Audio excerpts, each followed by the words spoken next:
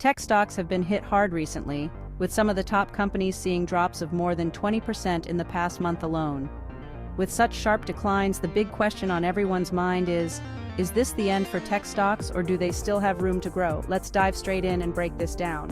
First off, I'm not going to keep you in suspense. Here's what we're covering: why tech stocks are tanking, how long this could last, some key data points I always keep an eye on when things get shaky, and most importantly, what moves I'm making as money flows out of tech stocks. You've probably heard the saying, be fearful when others are greedy, and greedy when others are fearful.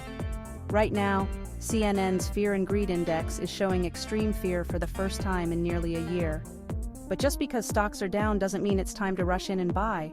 Things could still drop further.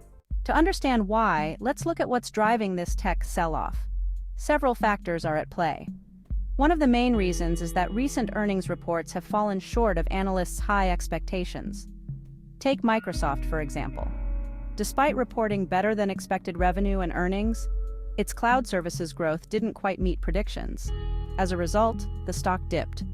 Similarly, Google missed its YouTube ad revenue targets, which only account for a small portion of its overall revenue, yet it still caused a market reaction.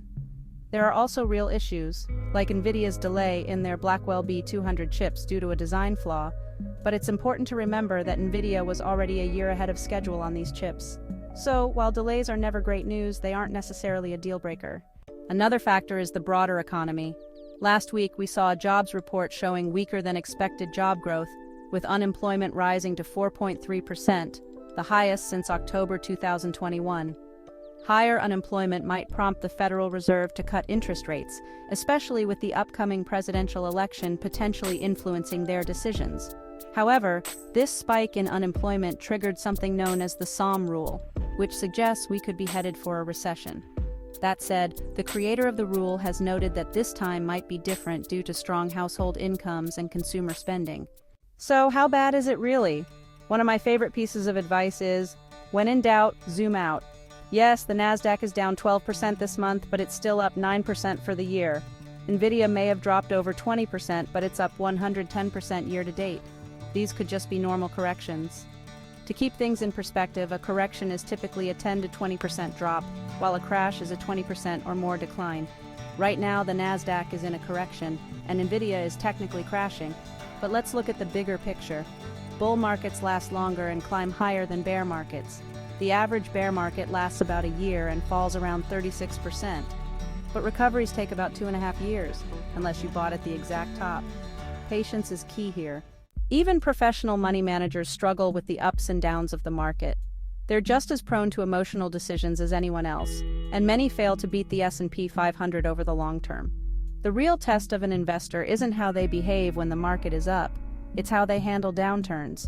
Take Nvidia as an example. If you had invested $10,000 when it went public in 1999, it would be worth over $12 million today. But to get those returns, you'd have had to weather 31 corrections of 10% or more and 18 crashes of 20% or more.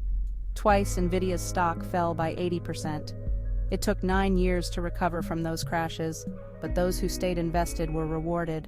Now that we've laid out why tech stocks are in decline and put the current situation in historical context, here's what I'm doing.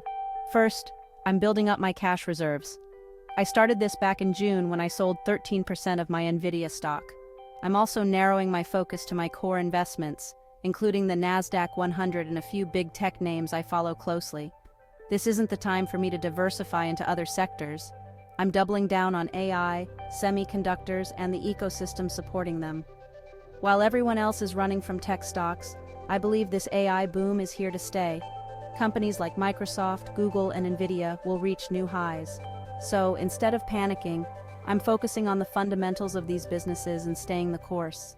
If you found this helpful, consider liking and subscribing. It lets me know you want more content like this. Thanks for watching, and remember, the best investment you can make is in yourself.